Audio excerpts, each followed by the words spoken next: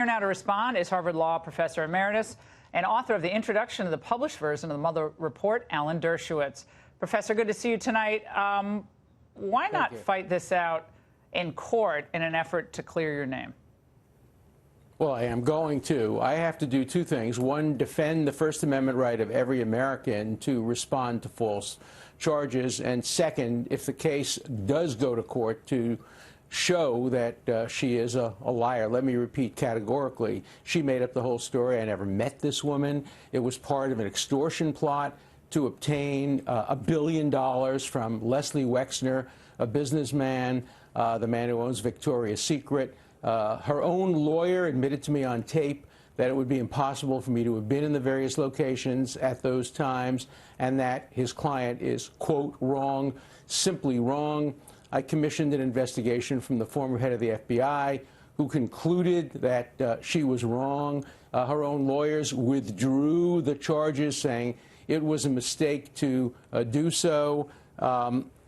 This same woman who accused me accused Bill Clinton and Al Gore and Tipper Gore of being on Jeffrey Epstein's island, and the reports of the Secret Service. Bill Clinton did go to the island, right? Yeah, Alan, Bill Clinton did. No, he was never on the. But he never went on the. He was never there ever. No, he was never there. He issued a statement the other day saying he was never on the island, and Secret Service records confirmed that he was never on the island. There was discrepancies, though, Alan. Wait. There was discrepancies on other matters with Bill Clinton. He said he was only on like 2 flights. Turns out, or 4. It turns out there were 6.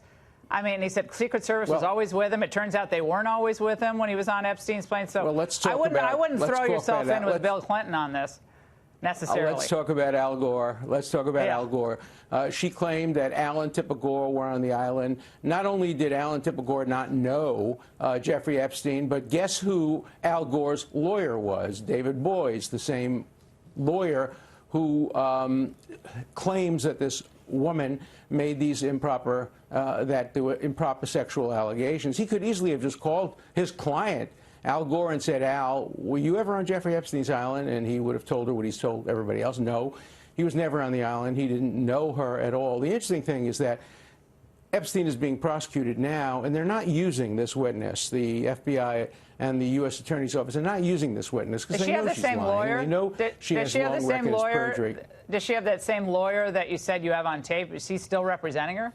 Yes. Oh, yeah. It's David Boies, who has, and his law firm, have one of the worst ethical records in the history of the United States. They have more ethical charges against them than any other major law firm. Yeah, it's a big law firm. It's a big law firm, but he's the head. He's the head of the law firm. He was charged with unethical conduct by the New York Times. In the Weinstein case, he was charged with questionable conduct. In the Theranos case, he has absolutely no credibility. But in this case, he knows that his client made up the whole story, and he told me that, and I have it on tape. All I did was repeat, basically on tape, what he had told me. That's devastating. Namely that she was wrong, simply wrong. It's devastating. Right, I do have it. And it'll be played in court. As a former defense attorney, if you have that on tape, that's bad. All right.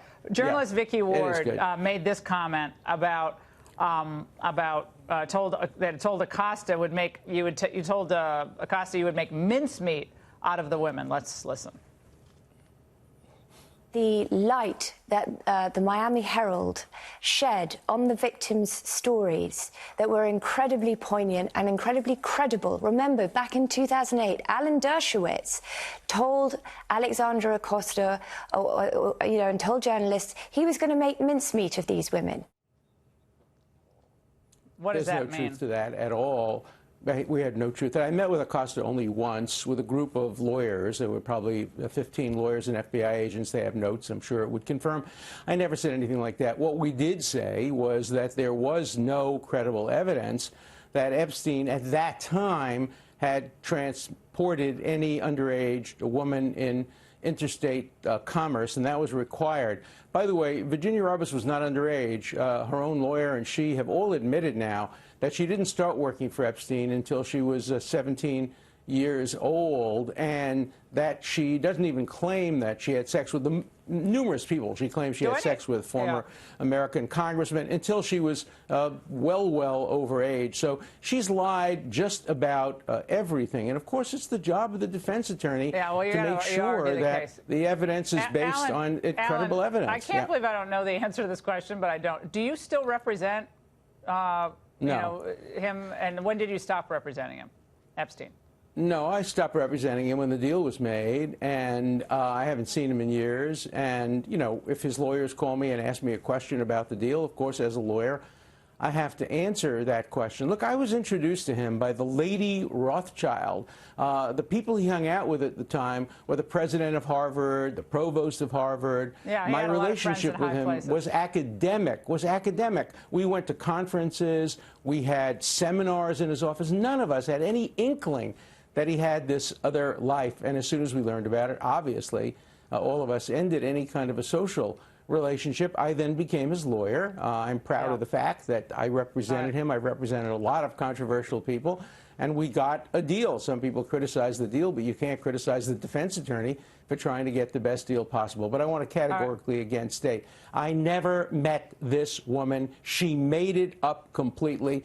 I will continue to say that till the day I die, and when I die, my children will continue to say it. It's a total categorical lie. All right, Alan, we appreciate you coming on tonight. This story is explosive, and obviously the underlying allegations against Epstein are horrific. I appreciate your joining us tonight.